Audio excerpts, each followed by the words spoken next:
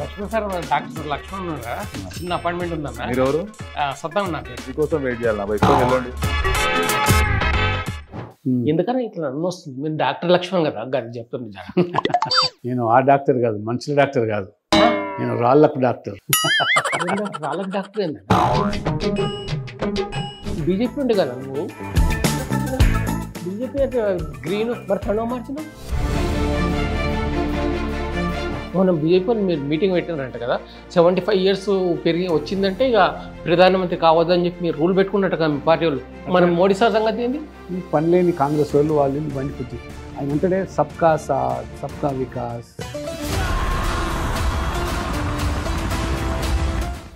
सबका साथ सबका विकास.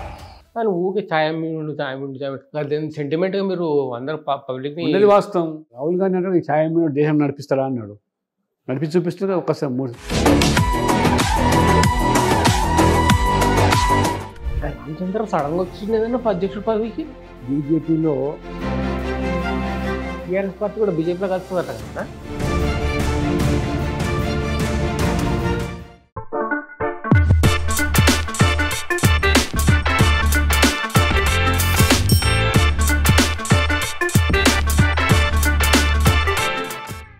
నమస్తే. నమస్తే. లక్ష్మణ్ సార్ డాక్టర్ లక్ష్మణ్ ఉన్నారా? చిన్న అపాయింట్మెంట్ ఉందన్న. మీరు ఎవరు? సత్తాను నా పేరు. ఓ సత్తన్న మీరు. Okay okay. ఇంత లేట్ అయింది మరి? బస్సులో ట్రాఫిక్ లైట్ అయింది అన్న బాగా. మీకోసం వెయిట్ చేయాలి. నా బయట వెళ్ళండి. ఉన్నాడు. నమస్కారం అన్నా. నమస్తే అన్న. నమస్తే నమస్తే నమస్తే. బాగున్నా బాగున్నా. ఆ లైన్ల కింద కలిసి ఉంటే ఇప్పుడు వచ్చిన కొంచెం నడుము కూడా వస్తున్నాయి అన్న. 2-3 ముచ్చట్లు మాట్లాడి కానీ నడుము సంగతి తెలుసుకుందామని, నొప్పి సంగతి తెలుసుకుందామని వచ్చిన. ఎందుకని ఇట్లా నడుము వస్తుంది? మీరు డాక్టర్ లక్ష్మణ్ కదా గారు చెప్తుంది. నేను ఆ డాక్టర్ కాదు, మనుషుల డాక్టర్ కాదు, నేను రాళ్ళకు డాక్టర్. రాళ్ళకు డాక్టర్ ఏందన్నా? నేను PhD చేసినాను జియాలజీలో. మనుషుల డాక్టర్ కాదు, MBBS కాదు, MD కాదు. MBBS కాదు, MD కాదు. అది ఏడాది దొరుకుతాను. నేను కూడా కొనుక్కుంటా. నేను కూడా డాక్టర్ సత్తాను అంట.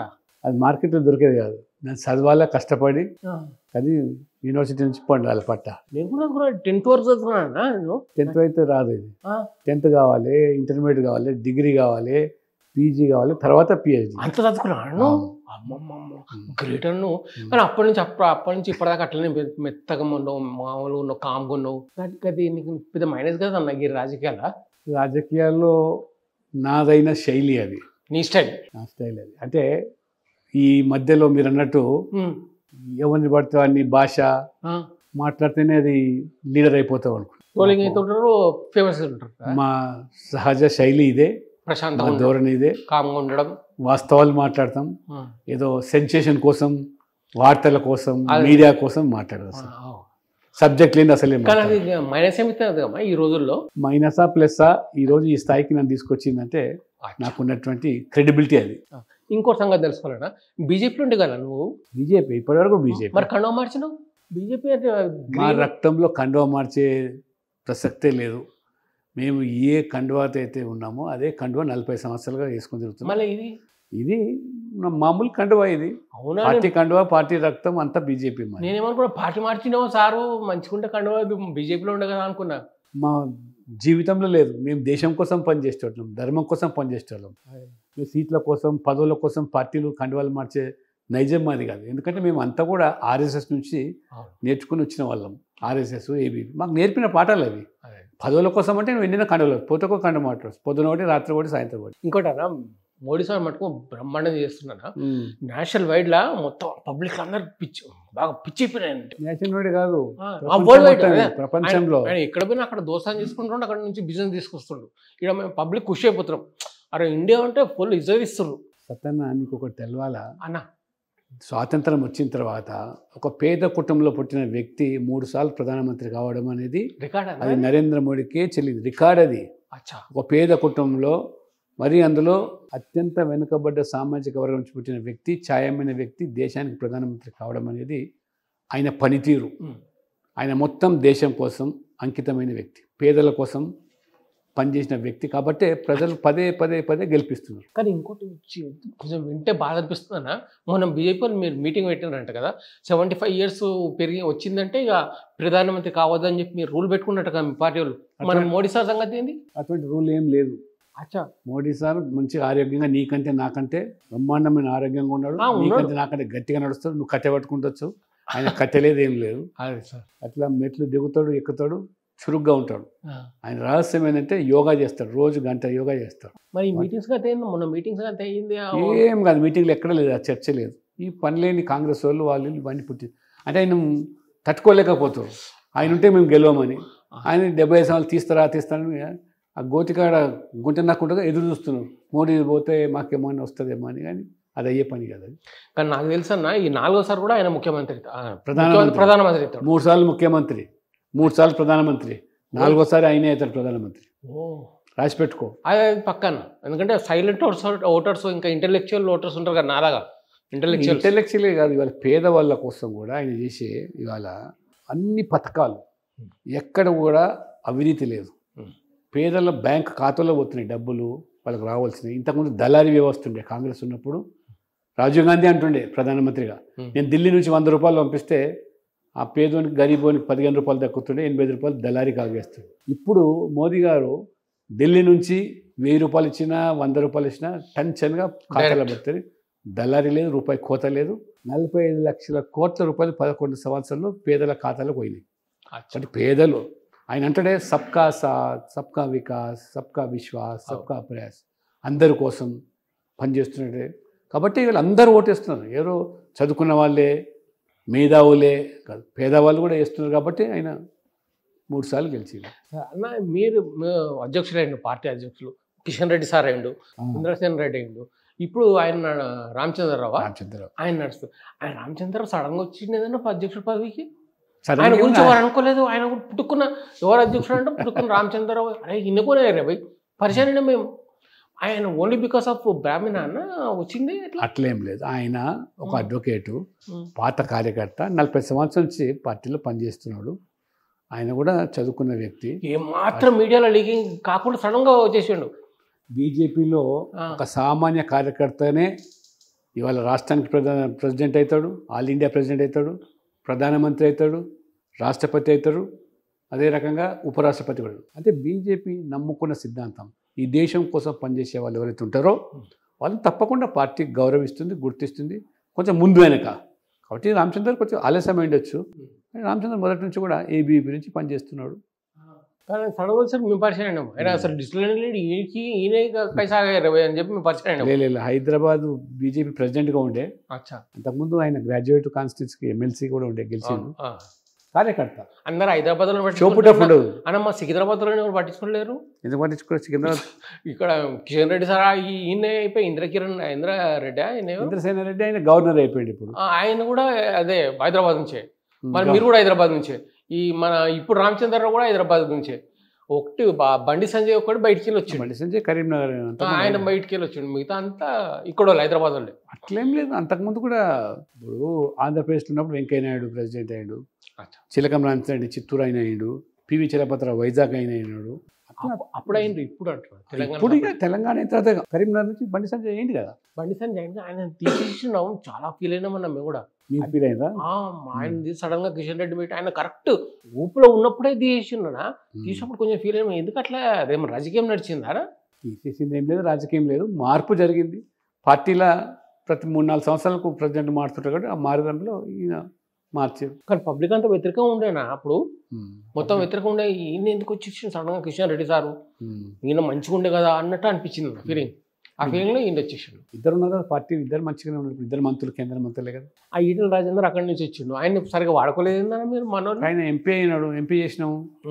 ఇప్పుడు నేషనల్ ఆయనను ఎగ్జిక్యూటివ్ మెంబర్ ఉండే ఎంపీ అయినాడు. అట్లేం లేదు, అందరినీ ఎవరికి బాధ్యతలు వాళ్ళకు ఉన్నాయి, పనిచేస్తారు అందరూ మంచిగా. ఇవాళ తెలంగాణలో మా సర్కార్ వస్తుంది, బీజేపీ సర్కార్. ఇంకా చిన్నప్పుడు అనుమానం ఉందని నాకు. ఢిల్లీలో అంటూ కళ్ళు మూసుకొని చేస్తారు, మళ్ళీ సార్ మోడీసారి వస్తాడు. కానీ ఇక్కడ వచ్చేసరికి ఆడంతా రాజకీయాలు మీ అంత కథలు నడుస్తున్నాయి. మీ అందరు మీరు అసలు పబ్లిక్గా, నేను పబ్లిక్ వెళ్ళి వస్తున్నాను కాబట్టి కాంగ్రెస్ వస్తుందా, బీజేపీ వస్తుందా, ఇంకెవరైనా వస్తారా అని అసలు ఎవరు నాకు నమ్మకం లేదు. ఎవరు వస్తారా అని అర్థమవుతుంది. అయిపోయింది ఇప్పుడు బీఆర్ఎస్ పని అయిపోయింది, కాంగ్రెస్ బీఆర్ఎస్ పని అయితే అయిపోయింది. వాళ్ళ కుటుంబ పాలన, వాళ్ళ అవినీతి, దోపిడీ, తెలంగాణ పేరు చెప్పి ఏ రకంగా సంపాదించుకున్నారో ప్రజలు వాళ్ళకి శిక్ష చేశారు. ఇప్పుడు రేవంత్ రెడ్డి వచ్చిండు, అన్ని మాయమాటలు చెప్పిండు, అన్ని ఫ్రీ ఇస్తాను, ఆల్ ఫ్రీ అన్నాడు. ఇప్పుడు జీతాలు ఇవ్వడానికి లేదు, నన్ను ఢిల్లీ పోతే చెప్పులు ఎత్తుకపోయినాడు వచ్చినట్టు చూస్తున్నాను అంటున్నాడు. ముఖ్యమంత్రి అంటున్నాడు అట్లా, నాకు కూడా అప్పు ఇష్టట్లేడు, అప్పు పుడతలేదు నాకు అంటున్నాడు. ఈ అప్పు మీద వడ్డీలు కట్టలేకపోతున్నా అంటున్నాడు. మరి ఓట్ల కోసం మాయమాటలు చెప్పి అది కాంగ్రెస్ మొత్తం ఈయనేమో కొత్త కదా కాంగ్రెస్కు. కాంగ్రెస్ నిజమే అది మోసం చేయాలి, అబద్ధాలు చెప్పాలి, ఓట్లు రావాలి, అధికారం రావాలి. తర్వాత రోజు ఢిల్లీకే తిరుగుతున్నాడు, ఢిల్లీకి కప్పం కడుతున్నాడు. తెలంగాణ ప్రజలు బేజారు ఉన్నారు. ఇప్పుడు చూస్తున్నారు మోదీ లెక్క మనకు తెలంగాణలో గవర్నమెంట్ వస్తే ఈ యొక్క అవినీతి పోతుంది, మంచి పాలన వస్తుంది. 20 రాష్ట్రాల నుండి బీజేపీ ఎందుకు వస్తలేదు తెలంగాణ అని వాళ్ళే ఎందుకు వస్తలేదు నాకు కూడా అర్థమవుతుంది. ప్రజలు వేస్తారు ఈసారి, గెలిపిస్తారు తప్పకుండా. ఇంకోటారా ఆ టెలిఫోన్ ట్యాపింగ్ ఏదో అయింది కదా, గదొక విషయంలో, కాళేశ్వరం విషయంలో కాంగ్రెస్ వాళ్ళు మాట్లాడతలేరు, బీఆర్ఎస్ వాళ్ళు మాట్లాడతలేరు, ఎవరు మాట్లాడతలేరు, ఎందుకు రా అని మా వాళ్ళు మేము మాట్లాడుకుంటున్నాం. మావాడు ఏమన్నాడు అంటే కనుక ఆంధ్రాలో ఆయన ఉన్నాడు మెగా కృష్ణారెడ్డి, ఆయన అందరికీ లంచం పడేసిండు, ఈ బీజేపీలో కొంచెం ఎక్కువ ఇచ్చిండు, అందుకే ఎవరు మాట్లాడతలేరు అని అనుకుంటున్నాం మేము. అది ఏదైనా అంత సంగతి. కాళేశ్వరం ప్రాజెక్టులో జరిగిన అవినీతి వాస్తవమే, వాస్తవం. అది 36,000 కోట్ల ఉన్న ప్రాజెక్టు 1,40,000 చేసిండు. దొబ్బి తిన్నారు కేసీఆర్. ఆయన కొద్ది చెప్తున్నారు, ఇప్పుడు కవితనే అంటుంది, కవితగా చెప్తుంది, ఆమెనే చెప్పింది. ఇప్పుడు మా నాయనని తప్పుదో పట్టించిండు ఈ హరీష్ రావు, ఈ సంతోష్ రావు, ఆయన వల్ల ఆయనకు చెడ్డ పేరు వచ్చిందని. బట్ ఇప్పుడు బీఆర్ఎస్ కాంగ్రెస్ ఒకరికొకరు ములాఖత్ అయిపోయారు. వాళ్ళు దోచుకున్నారు, వీళ్ళు సపోర్ట్ చేస్తలేరు. ఇప్పుడు వీళ్ళు దోచుకుంటే వాళ్ళు మాట్లాడారు, కేసుల్లో ఏం లేవు, ఒకటిగా తూతుము అని ఐవాస్ చేస్తున్నారు, ఏదో కమిషన్ అన్నారు, అదన్నారు, కేసుల్లో అరెస్ట్ లేవు. అది ఆ ప్రజలు శిక్ష చేసారు. ఇప్పుడు కాదు సార్, కృష్ణారెడ్డి సార్ అందరికి ఇచ్చాడు ముడుగులు, మాట్లాడద్దు ఎవరు మాట్లాడద్దు అని చెప్పి సైలెంట్. ఆయన ఎవరు పార్టీ మిగతా ఎవరికి ఇచ్చిన ఏం సంగతి దేవుడు తెలుసు. కానీ బీజేపీ వాళ్ళ ప్రజలను నమ్ముకున్న పార్టీ, ప్రజలకు మంచి చేసే పార్టీ అని ప్రజలు ఇప్పుడు తెలుసు. అంతేగాని ఇవాళ అన్ని రాష్ట్రాల్లో జరుగుతున్న అభివృద్ధి, సంక్షేమము, పథకాలు తెలంగాణలో కూడా జరగాలని ప్రజలు కోరుకుంటున్నారు. తెలంగాణలో ఆంధ్ర బీజేపీ రెండు కలుస్తున్నట్టున్నాయి పవన్ సార్ గల్లా. కానీ ఇక్కడ ఎట్లా సంగతి నాకు అర్థమవుతుంది. వస్తే తప్పకుండా వస్తుంది. ప్రజలు మొత్తం బేజారైపోయారు. ఆ రోజు బేజారైపోయి మీరు అన్నట్టు విధి లేక కాంగ్రెస్ మధ్యలో వచ్చింది. ఇప్పుడు ప్రజలు రెండుతో బేజారైపోయారు. ఇక బీజేపీ దిక్కు మాకు అని కొత్త పార్టీ 8 మంది ఎంపీలు గెలిచారు. అచ్చా, ఇది కొత్త పార్టీ. బీసీ వాళ్ళది కొత్త పార్టీ వస్తుంది మళ్ళీ. రాని తప్పు లేదు, ఏముంది. ప్రజాస్వామ్యంలో ఎవరైనా పార్టీ పెట్టవచ్చు, ప్రజలు నిర్ణయిస్తారు. ఇంకోటి బీజేపీ అయినా పెద్ద విమర్శ ఉందన్న, ఆ బీజేపీ వాళ్ళు ఎక్కువ బాపనోళ్ళకి సపోర్ట్ చేస్తారని చెప్పేసి. ఆయన బాపనోడు కాబట్టి మొత్తం మోడీ సార్ బ్రాహ్మణ్ కాబట్టి అందరు బ్రాహ్మణ్. మోడీ సార్ బ్రాహ్మణ్ ఎవరన్నారు? ఆయన బీసీ. మోడీ సార్ బీసీ, టెక్నికల్గా బీసీ అంటే ఆయన పుట్టిందే పూర్వత్వం. తప్పు. అది ఈ కాంగ్రెస్ వాళ్ళు వాళ్ళకి అలవాటు, ఇట్లా ఈ ఫేక్ ప్రచారాలు చేయాలి, ఫేక్ వీడియోలు పెట్టాలి, ఈ ఛానళ్ళలో కూడా దుష్ప్రచారం చేయాలి, వాళ్ళకి అలవాటు అది. ఆయన ఒక ఛాయ్ అమ్ముకున్న వ్యక్తి రైల్వే స్టేషన్లో, వాళ్ళ కుటుంబం పేద, వాళ్ళ తల్లి ఈయనను పోషించడానికి పొరగిండేలా పనిచేసింది. ఆయన ఆ రకంగా పెంచి పోషించింది. ఇప్పుడు మోడీ సామాన్యుడు కాదు, ఒక వ్యక్తి కాదు, ఆయన ఒక గొప్ప సంస్థ, దైవ శక్తి ఉన్నట్టు గ్రేట్. ఆ విషయం మటుకు గ్రేట్. కానీ ఊరికే ఛాయమిండు సెంటిమెంట్గా మీరు అందరూ పబ్లిక్ ఉన్నది వాస్తవం. ఆ వాస్తవం చెప్తున్నారు. రాహుల్ గాంధీ అంటే ఈ ఛాయమిండు దేశం నడిపిస్తారా అన్నాడు. నడిపి చూపిస్తుంది. ఒకసారి 3 సార్లు ఛాయం కొంత ఈజీయా, 3 సార్లు నడిచడం, ఛాయ్ వేసిన ఆసానీనే అవుతున్న దేశ చలానా అన్నారు. ఎప్పుడు మించిపోయినాడు. నాకు తెలిసి నెక్స్ట్ టైం కూడా ఆయనే వస్తారు అనుకుంటా. 100% ఆయనే వస్తారు. ఎవరు రాహుల్ గాంధీని ఎవరు నమ్ముతారా? కానీ ఇక్కడ తెలంగాణలో కష్టం ఎట్లా ఏం కాదు. తెలంగాణలో కూడా ఇప్పుడు పార్టీ పెరుగుతుంది, గెలుస్తున్నాం. ఎక్కడ పెట్టినా మొన్న ఎమ్మెల్సీలు 2 గెలిచినాం. ఇక్కడ మొన్న రేవంత్ రెడ్డి వచ్చినాక 2 ఎమ్మెల్సీలు గెలిచినాం. వాళ్ళు 1 గెలవలే. ఆ గోషమేళ రాజసింహ కదా మంచి పాపం మంచిగా తీసేసిండు. పాపం అక్కడ కూడా రాజకీయం జరిగింది. ఆయన తీసిన రాజకీయం మీద పార్టీ నిర్ణయం. అది పార్టీ కొన్ని కారణాల వల్ల ఆయన రాజీనామా చేసిండు. రాజీనామా చేస్తే ఆమోదం చేసిండు. ఆయన మంచోడు పాపం. మీకే వెళ్ళిపోతున్నారు పార్టీకి. ఆయన ఏ కారణంలో రాజీనామా చేసిండో పార్టీ ఒప్పుకుంటే రాజీనామా చేసిండు. నెక్స్ట్ మీ ఆలోచన లేదన్న మీ పార్టీ గురించి? ఈ రాష్ట్రంలో అధికారులు తీసుకురావడమే. ఖచ్చితంగా నరేంద్ర మోడీకి కానుకగా ఇస్తాం. తెలంగాణ ప్రభుత్వం తీసుకొచ్చి ఆయన చేతిలో పెట్టి బ్రహ్మాండమైన పాలన ఇస్తాం. అవినీతి లేదు, కుటుంబ పాలన లేదు, ఈ దోపిడీ లేదు, ఈ జూటా మాటలు లేవు. ఏది చెప్తామో అది చేసి తీరుతాం. అయోధ్యలో రాముడి గుడి కట్టిస్తామని కట్టిసి తీరినాం. 370 ఆర్టికల్ రద్దు చేసి జమ్మూ కాశ్మీర్ మనం తెస్తామని. అట్లా ఇవాళ తెలంగాణ కూడా అభివృద్ధి జరగాల. పైగా ఇక్కడ ముస్లిమ్స్కి మ్యారేజ్ది తలాక్ ఏదో తీసేరు కదా, ఫుల్ సపోర్ట్ చేసిన. ఇంకో సంఘటన ఆ ఎంఐఎం ఆయన ఉన్నారు కదా ఓవైసీ సార్, ఇంకా ఓవైసీ సార్ ఎలక్షన్లో ఫుల్ మూలం చేస్తాడని ఫిరోజ్ ఖాన్ సార్ మస్తు సార్ చెప్పిండు. ఏం చేస్తాడు? ఫిరోజ్ ఖాన్ సార్ మస్తు చెప్పిండు. ఓవైసీ సార్ ఎలక్షన్లో అంట ఫేక్ చచ్చిపోయినాడు కూడా వాడు బతుకున్నట్టుగా. హైదరాబాద్ పార్లమెంట్లో మొత్తం ఇక సామ్రాజ్యం అయిందే కదా పాపం. మరి ఆయన ఏం చేస్తలేదు ఏమన్నా. ఇక ప్రజలు ఒకరోజు కాకుండా ఒకరోజు చెప్తారు బుద్ధి. నువ్వు అన్నట్టు కొంచెం దొంగ ఓట్లు అవి ఉండొచ్చు. అటు ప్రజలు రెచ్చగొడతాడు మొత్తం పేరు మీద, రెచ్చగొట్టి ఓట్లు తీసుకుంటాడు. చేసేది ఏముండదు, మళ్ళీ అంత గరీబీ పని అట్లనే ఉంటున్నాడు. మొత్తం మళ్ళీ పేదరికం అంటే వాళ్ళకు చదువు లేదు, వైద్యం లేదు, చాలా దీన స్థితిలో ఉన్నాడు. మనం లేకపోతే మొత్తం ఇస్లాం కత్రే అంటాడు. వాళ్ళు పాపం నమ్మి మోసపోయి ఓట్లు ఇచ్చి. ఇంకోటన్నా, మనం మోడీ సార్ వచ్చినప్పుడు మందకృష్ణ మాదిగం కలిసి బాగా గల్లె మిలాయించుకొని మనం ఏబీసీ అది ఇక్కడ చేద్దాము అన్నట్టుగా ఒప్పుకున్నారు. మరి బీజేపీ గవర్నమెంట్ నార్త్ సైడ్ ఎందుకు ఇస్తలేదన్నా ఎస్సీ వాళ్ళకి, ఎస్సీ వాళ్ళకి? డిమాండ్ ఇక్కడ ఉండింది, ఇక్కడ కావాల్సింది చెప్పినాడు. వాళ్ళకు రిజర్వేషన్ల వల్ల న్యాయం జరుగుతుంది, మాకు లేదు పోయింది అని చెప్తే మోదీ గారు కూడా వాస్తవంగా చూసిండు పాపం. అంటే మోదీ గారి ఆలోచన కానీ బీజేపీ ఆలోచన కానీ సమాజంలో అయితే గరీబ్గా ఉంటాడో అంతెంత గరీబ్లా వెనుక ఉన్నాడో వానికి మొదటగా ఆదుకోవాలనేది మా సిద్ధాంతం. అంత్యోదయ అంటారు దాన్ని.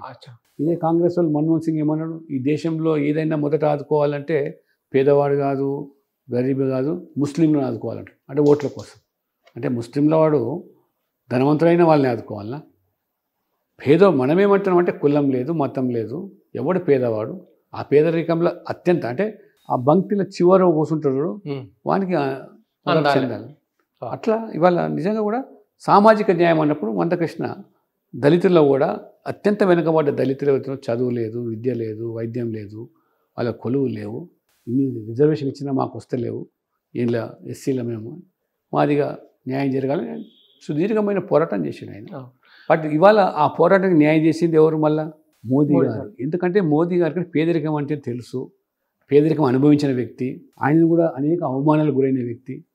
సమాజంలో నా మాదిరి ఇంకెవరు కాకూడదని ఒక మంచి మనసుతో పెద్ద నిర్ణయం తీసుకుని అందరికీ న్యాయం జరుగుతుంది. మన ఎల్కే అద్వానీ సార్ అసలు పట్టించుకోలేదని ఆయన పాప ఆయన వల్ల రథయాత్ర వచ్చింది, మన రాముడు గుడి వచ్చింది, ఆయన వల్ల ఇదంతా మజీద్ కూడా కొట్టింది కదా, ఆయన పట్టించుకోవట్లేదు అన్న. అది పట్టించుకోకపోతే ఇప్పుడు ఆయన ఆరోగ్యం బాగలేదు, ఇప్పుడు వయస్సు అయిపోయింది, ఇంట్లో ఆయనకు అన్ని సదుపాయాలు వైద్య సదుపాయాలు కల్పిస్తారు, మనుషులను గుర్తుపట్టే పరిస్థితి అందరికి కూడా ఆయన అంటే పెద్ద గౌరవం. అదైతే అద్వానీ గారిని మోదీ గారు గౌరవిస్తారు, పార్టీ గౌరవిస్తారు. ఇప్పటికి కూడా నాకంటే ఆయన మీద చాలా శ్రద్ధ. ఇంకోటన్నా, ఈ మందకృష్ణ మాదిగం పద్మశ్రీ ఇచ్చిండ్రు, గద్దరికి ఏమో ఇవ్వలేదు ఎందుకన్నా?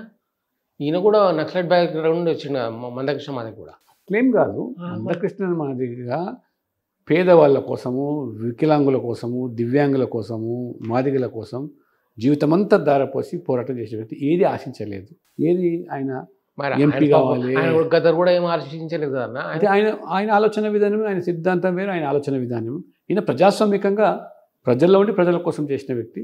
ఆయన పంతా వేరే ఉంది, ఇప్పుడు మారిపోయిండు ఆయన. అంతేగాని మందకృష్ణను ఆయనను పోల్చడమని కాదు, ఎవరి విధానాలు వాళ్ళు. ప్రజాస్వామికంగా ఆయన ప్రజల్లో ఉండి పనిచేసిండు, సాధించిండు, ఆ ఖ్యాతి దక్కింది. నువ్వు మటుకు అప్పటి నుంచి అప్పట్లాగా ఎట్లున్నావు, 10 ఏళ్ళ క్రితం ఎట్లున్నావు అట్లనే సైలెంట్గా ఉన్నావు కదా. నాలో ఏమైనా మార్పు వచ్చిందన్న? చూడట్లేదు, నీళ్ళు కూడా పెద్ద మార్పు. నేను కూడా నేను కొంచెం రంగు లేకుండా ముసలి ఎంతకలు కొంచెం తెల్లగా అయినాయి. ఇప్పుడు మనము నమ్ముకున్న సిద్ధాంతం కోసం, నమ్ముకున్న పార్టీ కోసం పనిచేస్తున్నాం, పదవుల కోసం పాకలటం కాదు నువ్వు, అంతే కదా.